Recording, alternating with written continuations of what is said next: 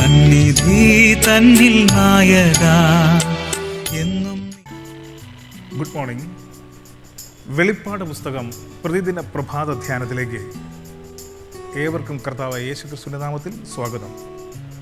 കർത്താവിൽ പ്രിയരെ, ഇന്ന് നാം ചിന്തിക്കുന്നതായൊരു വിഷയം വഞ്ചകർ ഒരിക്കലും അഭിവൃദ്ധിപ്പെടുകയില്ല എന്നുള്ളതായ ഒരു വിഷയത്തിന്മേലാണായിരിക്കുന്നത്.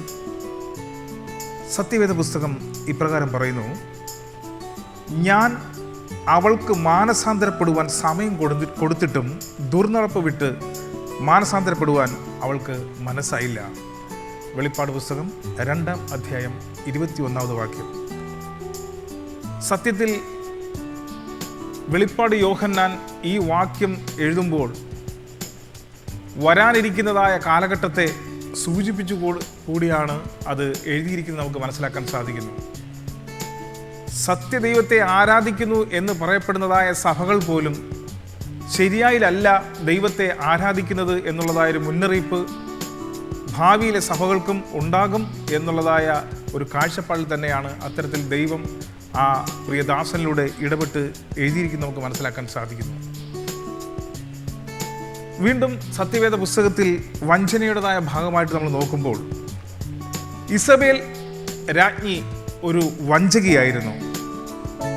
അവൾ ഒരിക്കലും ഇസ്രായേലിൻ്റെ ദൈവത്തെ ആരാധിക്കുവാൻ ഉദ്ദേശിച്ചിരുന്നില്ല.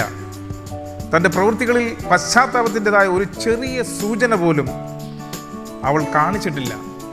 അവൾ നിരപരാധികളെയും വിശ്വസ്തരെയും വശീകരിക്കുകയും കള്ളം പറയുകയും അവരെ കൊലപ്പെടുത്തുകയും ചെയ്തു എന്ന് നമുക്ക് മനസ്സിലാക്കാൻ സാധിക്കുന്നു. എന്നാൽ അങ്ങനെയുള്ളതായ ഒരു സാഹചര്യത്തിലും ദൈവത്തിൻ്റെ മക്കളെ ചില വ്യക്തികളിലൂടെ ദൈവം കാത്തു സൂക്ഷിച്ചു എന്നുള്ള സത്യം നമ്മൾ മറന്നു പോകരുത്. 1 രാജാക്കന്മാരുടെ പുസ്തകത്തിൽ 18-ാം അധ്യായം അതിൻ്റെ 4-ാമത് വാക്യത്തിൽ ഇസബേൽ യഹോവയുടെ പ്രവാചകന്മാരെ കൊല്ലുമ്പോൾ ഒബദ്യാവ് 100 പ്രവാചകന്മാരെ കൂട്ടിക്കൊണ്ട് ചെന്ന് ഓരോ ഗുഹയിൽ 50 പേരായി ഒളിപ്പിച്ച് അപ്പവും വെള്ളവും കൊടുത്ത് രക്ഷിച്ചു എന്ന് നമുക്ക് വായിക്കുവാൻ, പഠിക്കുവാൻ, മനസ്സിലാക്കുവാൻ സാധിക്കുന്നു. അങ്ങനെയെങ്കിൽ പ്രിയരെ, ഈ നാളുകളിൽ നാം ആയിരിക്കുന്നതായ സന്ദർഭത്തിൽ സത്യസഭയെ തിരിച്ചറിഞ്ഞുകൊണ്ട് സത്യദൈവത്തിന് ചേർന്നുകൊണ്ട് നാം നിൽക്കുമ്പോൾ പലതരത്തിലുള്ളതായ പരീക്ഷകളും ശോധനകളും നമ്മുടെ ജീവിതത്തിൽ ഉണ്ടായിരുന്നാലും ജീവനുള്ള ദൈവം നമ്മെ കാത്തു പരിപാലിക്കും എന്നുള്ളതായ കാര്യത്തിൽ ഒരിക്കലും നമ്മൾ സംശയിക്കേണ്ട ആവശ്യമില്ല. ഇവിടെ അത്തരത്തിലുള്ളതായ ഒരു അവസ്ഥ ഉണ്ടായപ്പോൾ അന്നത്തെ പ്രവാചകനായിരുന്ന ഏലിയാവ് മുഖാന്തരം ഒരു വലിയൊരു പരീക്ഷണം അവിടെ നേരിടുന്നതായ ഒരു അവസ്ഥ ഉണ്ടാകുന്നു. എന്നാൽ ഇസ്രായേലിന്റെ ജനം മുഴുവനും കാണുക ദൈവത്തിൻ്റെ പ്രവൃത്തി അവിടെ വെളിപ്പെട്ടു എന്ന് നമുക്ക് അറിയുവാൻ കഴിയുന്നു. 1 രാജാക്കന്മാരുടെ പുസ്തകത്തിൽ അതിൻ്റെ 18-ാം അധ്യായം അതിൻ്റെ 38-ാമത് വാക്യത്തിൽ ഒരു വലിയൊരു യാഗ പരമ്പരയെക്കുറിച്ച് നമുക്കവിടെ മനസ്സിലാക്കുവാൻ സാധിക്കുന്നു.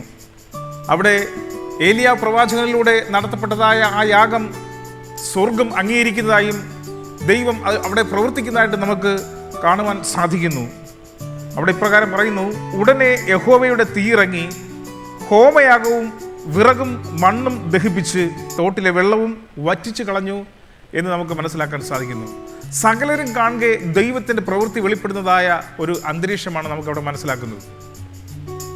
ദൈവത്തിൻ്റെ ജനം തീർച്ചയായിട്ടും ഏലിയാവിനോട് കൂടെയുള്ളതായ ദൈവം സർവശക്തൻ തന്നെയെന്ന് ആർത്തു വിളിക്കുന്നതായ ഒരു സന്ദർഭം, ഇങ്ങനെയുള്ളതായ ഒരു സാഹചര്യം ഉണ്ടായി. അതിനുശേഷം കള്ളപ്രവാചകന്മാരെ 450-ൽ പരം ആൾക്കാരെ അവിടെ വെട്ടിക്കൊലപ്പെടുത്തുകയും ചെയ്യുന്നതായ ഒരു അവസ്ഥ അറിയുന്നതായ ഇസബേൽ പോലും തൻ്റെ ഹൃദയത്തെ വീണ്ടും കഠിനമാക്കുന്നതായ ഒരു അവസ്ഥയാണ് പിന്നീട് നാം മനസ്സിലാക്കുന്നത്, അറിയുന്നത്. അതുകൊണ്ട് തന്നെ ആ ഇസബേലിന് തൻ്റെ ജീവിതത്തിൽ പിന്നെ വരുന്നതായ വളരെ ദുരന്തമായ ഒരു മരണമാണ് നമുക്ക് കാണുവാൻ തക്കവണ്ണം അറിയുന്നത്. അങ്ങനെയെങ്കിൽ പ്രിയരെ, ഈ നാളുകളിൽ ഇന്ന് സത്യ ദൈവത്തെ ആരാധിക്കുന്ന ദൈവത്തിൻ്റെ ജനത്തിൽ നിന്ന് അവരുടെ ശ്രദ്ധയെ മാറ്റിക്കളയുന്നതായ വിഗ്രഹാരാധന ഉൾപ്പെടെയുള്ളതായ പല കാര്യാദികളിലും ഇന്ന് മുമ്പോട്ട് പോയിക്കൊണ്ടിരിക്കുന്ന കത്തോലിക്ക മതം അല്ലെങ്കിൽ കത്തോലിക്ക സഭ, ആ സഭയിൽ അണിചേരുന്നതായ ഓരോരുത്തരുടെയും സത്യദൈവം പറയുന്നു, ജീവനുള്ള ദൈവത്തെ സത്യത്തിലും ആത്മാവിലും വിശുദ്ധ ശബദിൽ ദൈവത്തിൻ്റെ ആലയത്തിൽ ചെന്ന് ആരാധിക്കുമെങ്കിൽ തീർച്ചയായിട്ടും നിങ്ങൾക്ക് യഥാർത്ഥ ദൈവിക സാമീപ്യം അനുഭവിക്കാൻ സാധിക്കുമെന്നും. അങ്ങനെയെങ്കിൽ ഈ പ്രഭാതത്തിൽ ഇത് കേട്ടതായ ദൈവമക്കളായ ഓരോരുത്തരും നാം അത് ചിന്തിക്കുകയും മറ്റുള്ളവരോട് ഈ ദൂത് അറിയിക്കുകയും ചെയ്തരായിരിക്കാൻ സർവശക്തരായ ദൈവം നമ്മെ ശക്തീകരിക്കട്ടെ. നമുക്കൊരു നിമിഷം കണ്ണുകളടയ്ക്കാം, പ്രാർത്ഥിക്കാം. വാഗ്ദത്തങ്ങളിൽ വിശ്വസ്തനും വാക്കുമാറാത്തനും നല്ലവനുമായ ദൈവമേ, അനുഗ്രഹമേറിയതായ നല്ലൊരു പ്രഭാതം ഞങ്ങൾ കാണുവാൻ തക്കവണ്ണം ഇടവരുത്തിയതിനായി സ്തോത്രം. ഈ ദൂത് ശ്രവിച്ചതായ ദൈവം, ഇത് കണ്ടതായ ഓരോ വ്യക്തി ജീവിതങ്ങളെയും അങ്ങയുടെ കരങ്ങളിലേക്ക് തരുന്നു. എല്ലാവർക്കും അനുഗ്രഹപ്രദമായ നല്ലൊരു പകൽക്കാലത്ത് ഞങ്ങൾക്ക് തന്നതിനെ സ്തുതിക്കുന്നു, സ്തോത്രം ചെയ്യുന്നു. രോഗികളായി, ബലഹീനരായി, ഭവനങ്ങളിലോ ആശുപത്രികളിലോ ആയിരിക്കുന്നതായ എല്ലാ വ്യക്തി ജീവിതങ്ങളിലും അങ്ങയുടെ ആണിപ്പഴുതുള്ള കരത്താൽ തൊട്ട് നീ പരിപൂർണ്ണ സൗഖ്യം അവർക്ക് പകരുന്നതിനായി സ്തോത്രം.